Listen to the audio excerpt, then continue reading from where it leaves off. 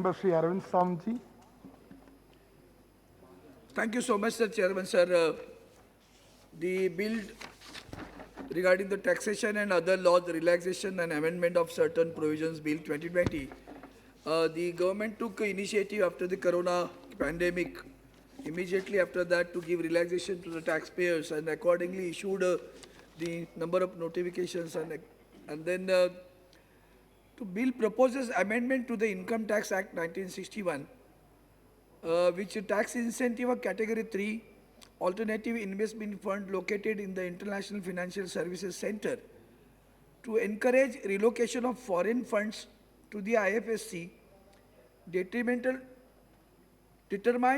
of new procedures of registration and approval of certain entities introduced through the Finance Act 2020, providing for deduction for donation made to the Prime Minister's Citizens Assistance and Relief in Emergency Situation Fund, and exemption to its income, incorporation of Faceless Assessment Scheme 2019, therein empowering the central government to notify schemes for faceless processes under certain provisions by eliminating physical interface to the extent technological feasible, and to provide deduction or collection at source in respect of certain transaction at 3/4 rate for the period from 14th May 2020 to 31st March 2021.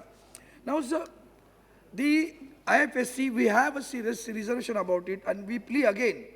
हम सभी जानते हैं कि मुंबई शहर में ये international finance service centre बनने वाला था, और ये आपने मुंबई शहर को और महाराष्ट्र को दर्द दिया है कि उस IFSC को लेकर आप गिफ्ट में लेके गए, गुजरात में लेके गए। ये टैक्सेशन के समय में ये अच्छा कदम उठाते, उसके लिए बोलता हूँ, लेकिन ये दर्द भी उधर मुझे बोलना था कि पेंडेमिक की सिचुएशन में पूरे विश्व में सभी की फिनेंशियल कंडीशन खराब है, मैं जानता हूँ, इसलिए अननेसेसरी क्रिटिसाइज कर रहा ये काम नहीं है। जो कदम सरकार उठा रही है उसमें मुझे इतना ही कहना है कि लॉकडाउन के कार्यकाल में भी जिस तरह से आपने ये टैक्स रिलेशन तारीख जो समय बढ़ाने की, जो टैक्स पेयर को समय बढ़ाने का अवधि दे दिया, अवसर दे दिया, उसके लिए मैं आपको धन्यवाद देता है।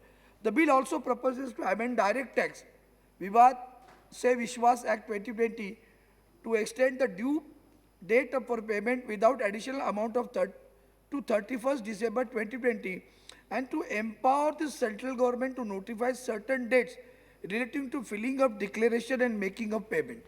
Now, this is also again giving us facility to the people who are having some विवाद, वो भी जल्दी से आगे चलकर दिसंबर 2020 तक चलेगा, वो आपने अवधि दे दिया है। Finance Act 2020 is also proposed to be amended to clarify regarding capping of surcharge at 15% or on dividend income of foreign portfolio investor. The bill also proposes to empower the central government to remove any difficulty up to period of 2 years and provide for repeal and saving of the taxation and other laws, Ordinance 2020. अब इसमें आपने जो PM care के fund के बारे में बात की है, मैंने कल भी थोड़ा सा बोला था, आज दोबारा उसको दोहराता हूँ। हमारी प्रार्थना है कि एक कदम prime minister, honourable prime minister Modi साहब ने उठाया, वो अच्छा बुरा उसके ऊपर नहीं जाता हूँ, जबकि डिजास्टर रिलीफ फंड है नहीं है वो जाना नहीं है, चलो उठाया कदम कर दिया आपने, उसमें आपने ATG की सहूलत दे दी। आप जानते हो कि पैंडेमिक में महाराष्ट्र सबसे ज़्यादा बुरी हालत में है, सबसे ज़्यादा कोरोना के लोग महाराष्ट्र में, वहाँ की राज्य सरकार आदरणीय हमारे मुख्यमंत्री उद्धव जी ठाकरे साहब के नेतृत्व में और आदरणीय प्रधानमंत्री नरेंद्र मोदी जी के दिशा पर, उनके निर्देश पर, उनके मार्गदर्शन पर दोनों मिलकर वहाँ कोरोना पैंडेमिक के मुकाबला करने की कोशिश कर रही है। कुछ लोग वहाँ राजनीति कर रहे हैं, दुर्भाग्यवश आपकी पार्टी भी कर रही है, लेकिन वो जानती नहीं कि वो प्राइम मिनिस्टर साहब के मार्गदर्शन में हम काम कर रहे हैं। अब जब वहाँ इतनी हालत बुरी है, हम आत्मनिर्भरता की बात करते हैं और राज्य सरकार भी कुछ कदम उठाती है, तो उस प्राइम मिनिस्टर केयर फंड को जैसे आपने ATG दे दिया, क्यों न हम महाराष्ट्र राज्य की सरकार ने कोविड-19 के लिए जो अलग से एक फंड बनाया है, उस फंड को भी महाराष्ट्र कोविड 2019 फंड, उस फंड को भी आप ATG की सहूलत दे दिए, ये मेरी प्रार्थना है। क्योंकि आपने बिल रिलैक्सेशन का लाया है, तो ये रिलैक्सेशन वहाँ भी आप अगर दे दोगी तो बहुत कुछ अच्छा काम हो जाएगा, ऐसी मेरी आपसे प्रार्थना है। अप्लाई तो किया है, क्या बात करते हो, और अप्लाई नहीं किए भी ये भी कर देंगे ना तो और बड़े दिल के लगेंगे हम। और हम बड़े दिल के लगेंगे सर, एक मिनट। और इसलिए मैं सर ये जो ATG की बात है वो मैंने रखी है।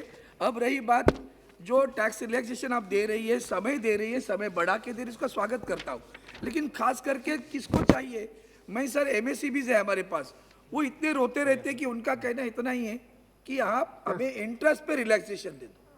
आप कर्जा बढ़ा रहे हो, कर्जे की जो मर्यादा बढ़ा रहे हो, आप ज़्यादा कर्जा ले सकते हो, वैसे ही कर्जे से डूब रहा है वो, और ज़्यादा कर्जा लेगा, इसमें बीच में हमारा इंटरेस्ट बढ़ेगा।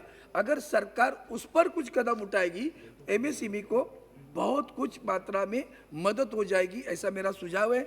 आप उसमें भी कदम उठाइए, इसलिए मैं आपसे वो भी प्रार्थना करता हूँ। और आप इस पर महाराष्ट्र पर अन्याय न करें।